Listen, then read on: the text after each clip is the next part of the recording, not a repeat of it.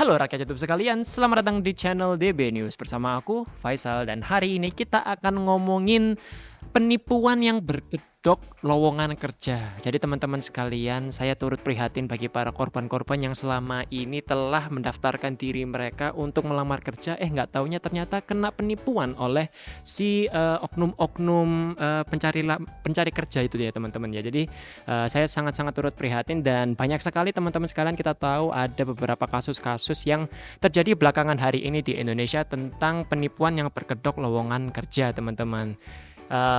Banyaknya adalah para pelamar kerja ini dimintain uang di awal sebelum mereka bekerja. Dari secara logika dasar aja itu udah salah teman-teman. Orang kita kerja untuk mencari uang malah kita dimintain uang, kan sangat-sangat tidak make sense. Jadi harapannya buat teman-teman sekalian yang saat ini ingin bekerja, banyak-banyak melamar kerja, jadi teman-teman pastikan tahu track record dari perusahaan tersebut dan kayak jangan mudah untuk tertipu dimintain data diri atau uang di depan muka, karena kasus-kasus yang akan kita bahas di video ini adalah hal-hal yang perlu kalian perhatikan. Jadi langsung saja kita masuk ke berita yang pertama. Saudara, aksi penipuan bermodus lowongan pekerjaan kembali Oke, ini adalah berita kita yang Sejumlah pertama. pelamar pekerjaan di kawasan Duren Sawit, Jakarta Timur menjadi korban dengan dimintai uang 1,7 juta rupiah Tuh, agar bisa dimintain diterima pekerja. 1,7 juta sebelum bekerja. Inilah salah satu korban penipuan lowongan pekerjaan di PT Fitrans Logistik Indonesia. PT Sempat Fitrans diusir Logistik petugas keamanan. Indonesia. Para korban dipaksa untuk menyetorkan sejumlah uang hingga mencapai 1,7 juta rupiah. 1,7 juta itu diterima banyak di loh teman-teman. Kalau Warga dimintain di sekitar awal itu mengatakan aneh bahwa loh. sering melihat sejumlah pelamar kerja yang kerap mendatangi ruko Ini tersebut. korban-korbannya ya. Nyamperin kita nggak ribut, nggak akan ada yang tahu. Tempat buat interview kerja. Iya. Tapi katanya banyak yang ngeluarin uang, Bu. Bener atau enggak? Banyak lah. Katanya Oh, ini tuh saksi warga ratusan setempat. Orang kali kena tipu. Udah yang kena tipu, Bu, ya? Pada suruh bayar gitu, Bu. Iya. Pada disuruh bayar itu, Bu. Loh, katanya Betawi 1,7. sekali ini. Oke teman-teman sekalian, jadi itu adalah berita kita yang pertama. Kita tahu bahwasanya ada beberapa korban yang ada di video tersebut ini memberikan saksi bahwasanya mereka ini sempat dimintain uang 1,7 juta dibuka sebelum mereka bekerja, dan ada salah satu korban ini yang hanya menyanggupi 100.000 rupiah ya. Menyanggupinya cuma 100.000 rupiah, tapi tetap aja diminta sisanya gitu loh. Dan di video ini dijelaskan bahwasanya ada keterlibatan yang namanya PT Fitrans Logistik Indonesia. Tapi setelah saya cari tahu sebenarnya ada sih PT Fitrans Logistik Indonesia. Cuman sejauh ini yang sampai berita ini dibuat, teman-teman, kita masih belum tahu apakah memang ini itu dari PT Fitrans atau ya orang yang hanya menggunakan nama PT Fitrans. Jadi kayak ini udah salah banget ya, udah menipu orang terus pakai identitas orang gitu ya kan. Jadi pelaku-pelaku seperti ini emang paling bener dirujak ya teman-teman ya, bikin geli gitu loh untuk masyarakat Indonesia. Dan kita langsung saja lanjut ke berita yang selanjutnya. Nah, ini adalah pernyataan polisi terkait dengan kasus barusan teman-teman ya, kasus penipuan itu 1,7 juta itu. Untuk mencari pekerjaan di salah satu ruko di daerah Duren Sawit, kami sampaikan bahwa kasus itu sampai saat ini belum ada laporan di pihak kepolisian. Namun karena jadi masih belum ada yang melapor ya secara formal, cuman dari video viral. Itu melakukan pengecekan di TKP dan didapat bahwa ruko yang dimaksudkan adalah sampai saat ini kosong, tidak berisi. Kosong? Rukonya Rukonya kosong ternyata setelah dicek oleh polisi. Gercep juga nih pelakunya ini. Ada kegiatan interview beberapa orang yang pelamar yang ingin mencari pekerjaan. Tapi untuk kelanjutannya sampai saat ini belum dapat kita tindak lanjuti karena belum ada laporan resmi dari pihak yang merasa dirugikan ke pihak. Jadi walaupun belum ada laporan resmi, jadi polisi nggak bisa menindak gitu ya. Agak aneh sih. Tugas sampai ngecek sana. Bukan fiktif, kantornya ada, tapi aktivitasnya sudah tidak ada. Oke, kantornya ada, aktivitasnya nggak ada. Sebab itu tutup ya.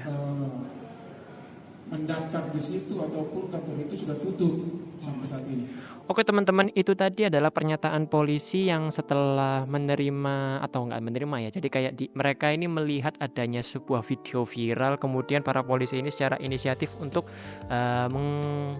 nyamperi kantor tersebut yang diduga mengalami penipuan ke para calon pelamar kerja ya teman-teman. Jadi dari video tersebut para polisi akhirnya menemukan kantornya, tapi aktivitas di dalamnya itu sudah tidak ada, alias kantornya kosong gitu teman-teman. Tapi polisi masih menunggu laporan resmi dari para orang-orang yang bikin video viral ini. Jadi harapannya ada laporan resmi sehingga para polisi ini bisa menindaklanjuti kasus ini teman-teman. Tapi nggak tahu ya kok bukannya harusnya tanpa laporan resmi gitu ternyata polisi nggak bisa jalan kah, atau harus ada laporan resmi? Saya juga kurang tahu teman-teman. Jadi kalau teman-teman mungkin tahu ya, apakah polisi ini emang harus bekerja dengan laporan resmi? Tapi walaupun itu benar bahwasanya di sana itu ditemukan bahwasanya kantornya itu kantor penipuan, tapi tidak adanya laporan resmi, jadi polisi itu tidak mendalami kasus tersebut. Jadi agak aneh ya. Oke teman-teman sekalian, ngomongin tentang kasus penipuan ini, sebenarnya dulu itu juga ada ya kasus penipuan yang melibatkan 26 korban yang kalau di total kerugian mereka itu bisa sampai 1 miliar lebih teman-teman. Jadi kasusnya cukup lama ya, tapi untuk merefresh kita akan pentingnya untuk mengetahui data diri kita itu seberapa penting. Jadi teman-teman, kita langsung saja simak ke video selanjutnya. Beralih ke informasi lainnya, 26 orang menjadi korban penipuan dengan ini nih, modus 26 lowongan orang. pekerjaan. Tersangka menggunakan data pribadi dan foto korban untuk melakukan pembelian handphone dan pinjaman online. Penemuan ini dilakukan tersangka data diri R, kita itu seorang sales di salah satu toko gitu ya. ponsel di kawasan pusat perbelanjaan Cililitan, Jakarta Timur. Kepada para korban, R mengaku mencari pegawai di bagian input data penjualan. Tersangka meminta KTP serta meminta korban melakukan foto diri. Tanpa sepengetahuan korban, R menggunakan data tersebut untuk belanja di toko online dan melakukan pinjaman secara online. R juga melakukan pembelian handphone secara kredit di tokonya. Total ada 26 pencari kerja yang menjadi korban dengan kerugian lebih dari 1 miliar rupiah. Aparat Polres Metro Jakarta Timur masih memintai keterangan dari 6 orang korban. Polisi juga telah memberi surat pemanggilan kedua kepada R setelah pemanggilan pertama tidak dihiraukan. Ini saudara R melakukan modus operandi berupa dia berlaga seperti penyalur tenaga kerja di kantor handphone. Dengan demikian dia mencari mangsa dengan catatan bahwa mangsa atau korban ini dapat memberikan identitas aslinya, KTP berupa KTP, dan kenapa semudah itu juga membuat ya foto para selfie korban ini dirinya dari setiap korban Tapi itu kita sendiri. jangan ngejudge. Jadi dengan modus tersebut dia mendapatkan korban kurang lebih ada 26 orang yang jumlah kerugian satu. Oke teman-teman, itu tadi adalah berita seputar penipuan lowongan kerja yang sampai memakan korban 26 korban teman-teman. Jadi ini tuh kasus cukup lama ya sebenarnya, nggak lama-lama juga sih. Jadi para Polres Jakarta Timur itu menerima laporan ini itu tanggal 5 Juni 2024. Kemudian tadi itu si inisial R ini, ia itu adalah seorang karyawan sebenarnya, seorang pegawai di salah satu counter HP di pusat perbelanjaan di daerah Cililitan, Jakarta itu. Kemudian modusnya itu seperti apa? Jadi modusnya itu seperti ini teman-teman. Jadi para korban-korban ini itu akan dimintai data dirinya beserta dengan foto pun dengan HP korban. Jadi tanpa sepengetahuan korban tiba-tiba HP tersebut itu sudah terinstall aplikasi-aplikasi pinjaman online maupun aplikasi-aplikasi kredit. Setelah itu aplikasinya dihapus dan kemudian jejak